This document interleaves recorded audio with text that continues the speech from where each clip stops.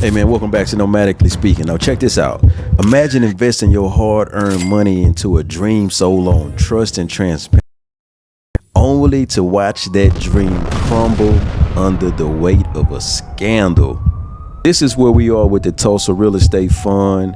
I've been reporting on this for a few weeks, and I got some updates for y'all, so stay tuned. After this, there is no turning back. When he told me about the fund, I just, started asking questions. And my questions aren't easy questions. So my PhD is in I'm a finance. PhD. Okay, congratulations. On today, I'm going to be giving you some updates on, some of the things that I've found, some clips, some information on the Tulsa Real Estate Fund, and just want to keep everybody informed and entertained at the same time. Now, I must admit, I had a very extensive video lined up for y'all, and I realized that I want to scale back a little bit.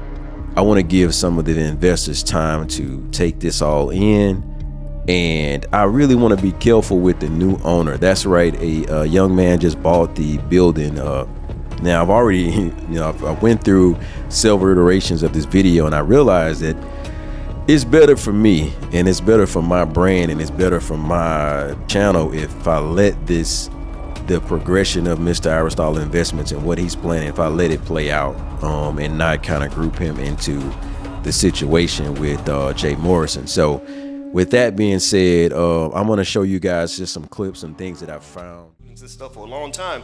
So I asked some pretty detailed questions, some pretty tough questions. Jay answered them all. Boom, boom, boom. SEC approval. Boom, boom. Oh, we're going to set it up this way and do this and this. And I was listening, and my instinct said, okay, he's really thought this through. He's really laid this out. This is going to be nice. This infrastructure is solid. And I immediately gained faith in what Jay was doing.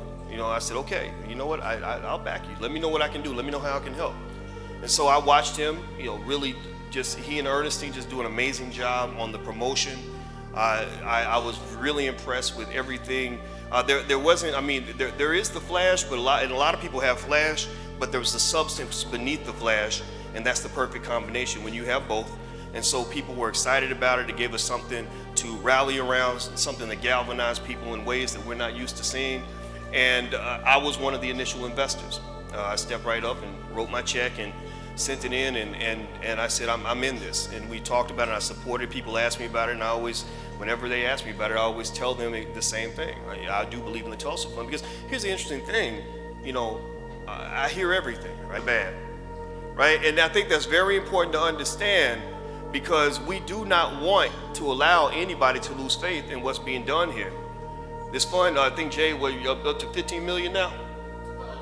12 million, 12 and some change, right? That's nice change.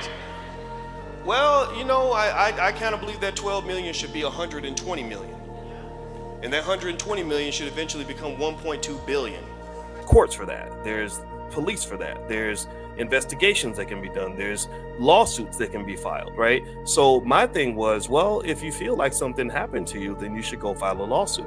Because if you understand business the way I do, what you'll realize is that there have been bigger amounts of money where companies have flopped and $100 billion in value was lost.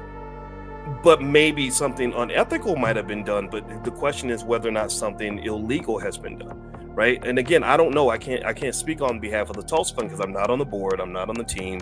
I never got a nickel from the fund. I put $10,000 in like Nipsey Hussle did. Me and Nipsey probably both lost the same amount of money. But at the same time, it's like there's a process for that. Right. So my question is, are you going through the process, or are you handling it like in a very childish way? A childish way is gossip, innuendo, screaming and hollering on a YouTube channel. A more mature way is to go and file a lawsuit. If you have a case, you can file a suit, and that's what people do, right? And around 2017 or so, he was really pushing it, and people were really getting excited about it. And so I was on his Instagram page, and I saw Nipsey Hussle, the late Nipsey Hussle, put something on there where he said, "This is epic, bro. This is epic. I'm going to invest, man. I'm going to put 10,000 in this," right? So when he said that, I got excited too, and I said, "Oh, well, I'll put in 10,000 too," right? So I invested 10,000. And then also later on, I was invited to speak at an event. They had a really fancy like banquet ball or something, and I spoke there. And I don't do fancy that well, but I did show up and speak. And I said, hey, I'm invested in this fund. Now, here's one of the things that I want to make 100% clear, and I want you to understand this. I do not give investment advice on my platform. I do not give investment advice. And I've mentioned that. How many of you, give me a yes if you've heard me say to you over and over and over again, I do not give investment advice. Why not? Every smart person in this room and in our community is investing money in something. You should be investing in something. So why wouldn't you jump to want to invest in this fund? Why wouldn't you want to participate? It's funny how Boyce Watkins is trying to distance himself from the scandal when we see clips online of him supporting the Tulsa Real Estate Fund and encouraging people to invest. Now, it's a matter of semantics and people play with words. So, you can easily say on one hand, you were telling people to invest, and on another, you can tell them, I wasn't saying you have to invest. It's just ways to play with, play with words. And I also realize as I'm a new YouTuber, these guys will sue you, man. The opportunity to show you that he can run a real estate investment fund, JT. He'll get the work done. All right, so now let's look at the numbers. Let's look at the results. After all the talk, because all of these guys, they do a real good job talking. They can make it seem as if they have the solution to every problem you have. What happens when you actually give them the bag to do what they say they're going to do? What's the result? All right, let's take a look at this. These are the financial statements. For every year, the Tulsa Real Estate Fund has provided financial statement. You lost over $100,000 in year one. You lose over $1 million in year two. You lose over $2 million. It seems to be somewhat of a trend. What I want to do is I want to give a balanced perspective of this situation. I am not trying to attack anyone. I am simply delivering the news, and I did not create the problem. I am not continuing the problem, but I will relay the news. That's why you guys are coming to my channel. A lot of people have been subscribing. I want to say thank you so much. I got a lot of cool information coming. I got a lot of things that I'm gonna be doing on my channel. And like I said, guys, I'm a real estate developer. I'm a civil engineer. I'm a real estate investor. I love construction. I love travel. Real estate in general is just my game. I've been in this industry for a while, and I love what I do. Now, I've seen all of the pitfalls, everything that the economy, I've dealt with the economy, having short-term rentals. I've had issues dealing with COVID. I've lost in this business, and I also invested, I invested in the fund that I lost 6 figures. So when I make these videos, it's really personal to me because I think that people are not as aware.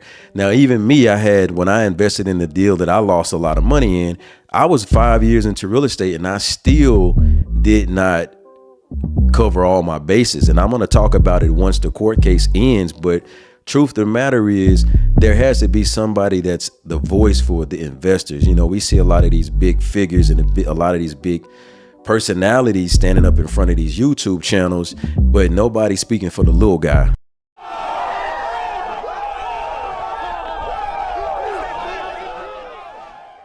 And that's kind of one of the reasons why I'm even speaking up on this Jay Morrison thing. It's not that I'm trying to, degrade this man or bring him down, but I do want to lend a voice to the voiceless, because there are people that are terrified that will never go on YouTube and tell people how much money they lost. There are people that have had illegal money. However they got their money, they invested with this man, and they will never see a return. How many broken homes you think have come behind this? Guys, when I lost my money in the investment deal, do you know that I was living in my RV? I had lost everything. I had got down to my last because I believed in something that ended up turning into a legal battle, and it's not even my fault. And so with that being said, this channel isn't about bringing anybody down. This is travel and real estate edutainment channel. I have to entertain y'all, because if I don't entertain y'all and keep y'all informed and cut it and edit these videos, y'all won't watch it. So we're gonna check out some Boyce Watkins clips. We're gonna check out some pocket watching with JT, which is a cool channel. Make sure y'all subscribe to him. And we just gonna piece together this whole thing, and we're gonna tell the story, you know. And if you've been following my boy Julian Gordon, you know Julian is just laying out facts. And I can go over all the numbers and I can show you guys what I found. But if you really want to find out more about this Tulsa real estate fund, go to TulsaRealEstateFraud.com. And he has laid out everything. I couldn't have said it any better. And I just won't even step on that man's toes. I think that he did a great job. And so here's a few things I will share with y'all, man. Look, lessons and tips. If you are looking to invest in similar crowdfunding type ventures, you want to watch out for your red flags. Like one of the number one things is unrealistic returns. All right, vague business plans and in a lack of regular and detailed updates from fund managers. But by the time you're looking for updates from fund managers, you're already behind the 8-ball. It's too late. You've invested. And also at this point, it's best to not listen to anybody you look up to online as far as investing, because Boyce Watkins he stood behind the fund, and when everything went down, he went down and he said, well, why did you listen to me? And I don't think that these men understand that, a good portion of America is looking to them for leadership, and then they fail. Like Boyce Watkins is a leader, whether he says it or not, and he failed the community with it. The way he responded to it, all he could have said is, taking initiative for the fact that he believed in something and he stood behind it and it didn't work out. Just say, you know what, I'm wrong, guys. But the problem is these guys don't want to lose money. They boast around how much money they have, and then when things go bad, nobody wants to cut a check. So everybody want to leave the community high and dry. Well, it's a new day and age, and a lot of us new YouTubers are coming in the game. Get out right here, man. I'm saying. This is a wrap on our discussion about Jay Morrison and the Jay Morrison scandal. But what do you think? Were there warning signs that the investors missed? Could this scandal have been prevented? Look, share your thoughts below, and don't forget to like, subscribe, and hit the notification bell for more content like this. See y'all in the next video.